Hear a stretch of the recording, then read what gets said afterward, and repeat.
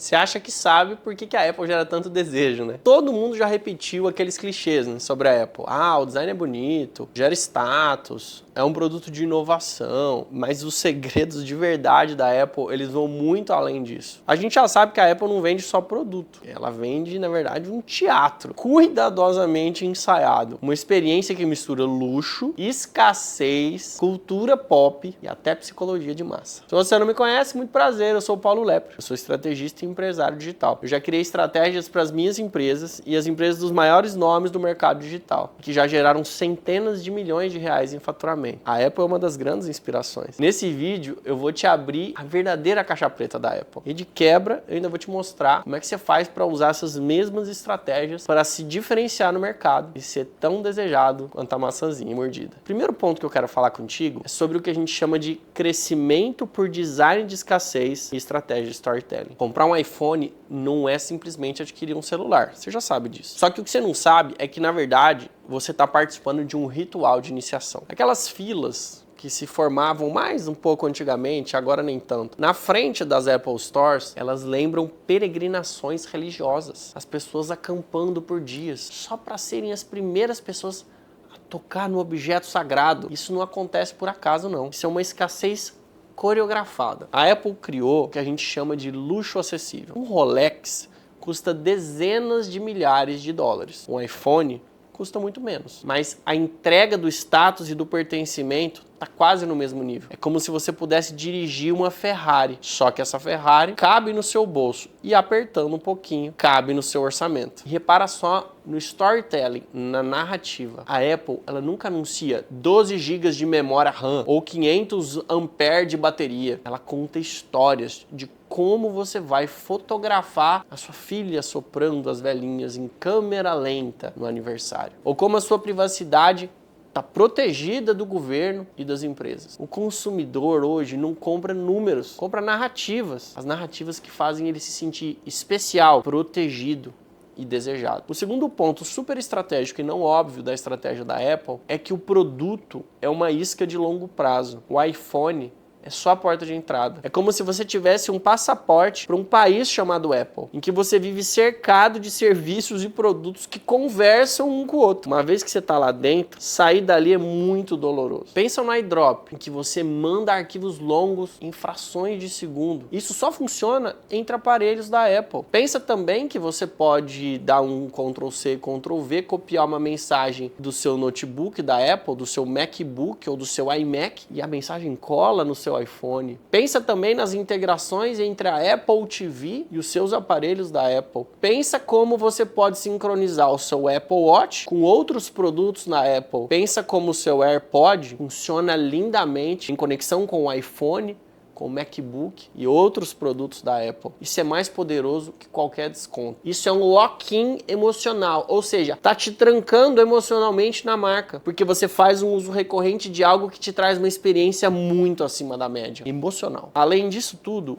o hardware, que é o computador que faz tudo funcionar, ele abre espaço para a verdadeira mina de ouro da Apple, que são os serviços, as assinaturas, o Apple Music, o iCloud, a Apple Store, a Apple Pay. É como se você vendesse lâminas depois de vender o barbeador. O iPhone é o barbeador, o computador é o barbeador e as assinaturas são as lâminas que você precisa trocar de tempos em tempos. O lucro da Apple não está só no iPhone, está no ecossistema recorrente que ela destrava. E tem um outro detalhe. A Apple normaliza comportamentos que no início parecem muito estranhos para você. Você lembra do fone sem fio? Quando os AirPods foram lançados, eles foram ridicularizados. Muita gente falou, parece uma escova de dente no ouvido. Hoje, são símbolos de status. As pessoas navegam pelos aeroportos, pelas salas, pelos restaurantes, desfilando com o seu AirPod no ouvido. Isso é status, isso é sofisticação, isso é elegância, isso é prestígio. E também tem uma outra coisa que parecia super estranha, mas que todo mundo usa hoje. O padrão MagSafe, aquela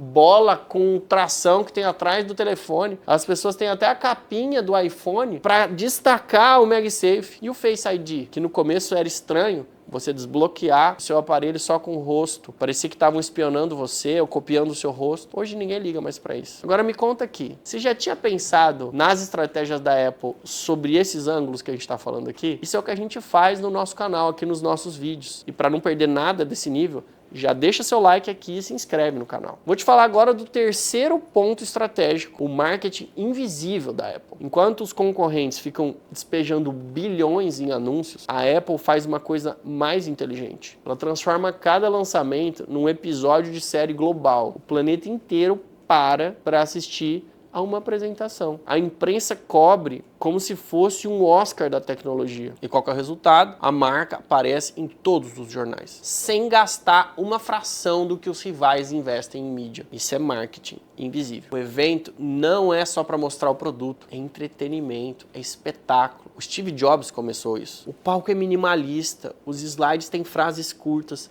mas muito impactantes. A luz está mirando no produto como se ele fosse uma joia. É quase um desfile de moda da Chanel, mas com chips e telas. E tem uma lição muito forte aqui. A Apple não precisa implorar por atenção. Ela cria acontecimentos que o mundo se sente obrigado a cobrir. É como se cada apresentação fosse um eclipse. Ele é inevitável.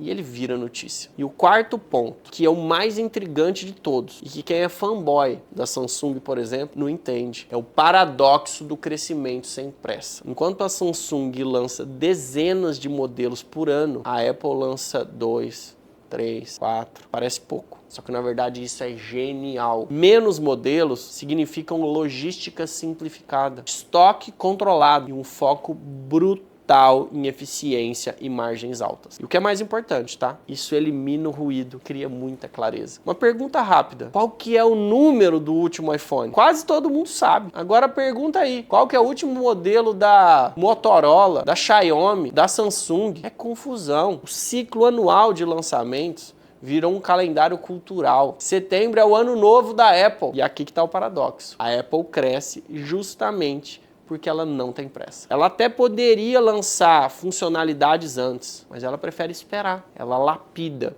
e ela apresenta como se fosse uma revolução. Isso gera expectativa e gera desejo. É como um chefe de cozinha famoso que não serve o prato antes da hora. O prato pode até estar pronto, mas ele segura até o momento exato para servir. O momento da perfeição, o clímax, que quando ele serve, todo mundo aplaude. A Apple não vende gigabyte, ela não vende velocidade de chip, ela vende ritual, ela vende pertencimento e ela vende histórias que grudam na memória das pessoas. É por essa razão, mesmo com concorrentes oferecendo produtos mais baratos e muitas vezes com tecnologia até superior no papel, o consumidor continua pagando mais. A Apple não é só uma empresa de tecnologia, ela é uma máquina cultural, fabrica desejo em escala industrial. Você sabia disso tudo? Me conta aqui nos comentários.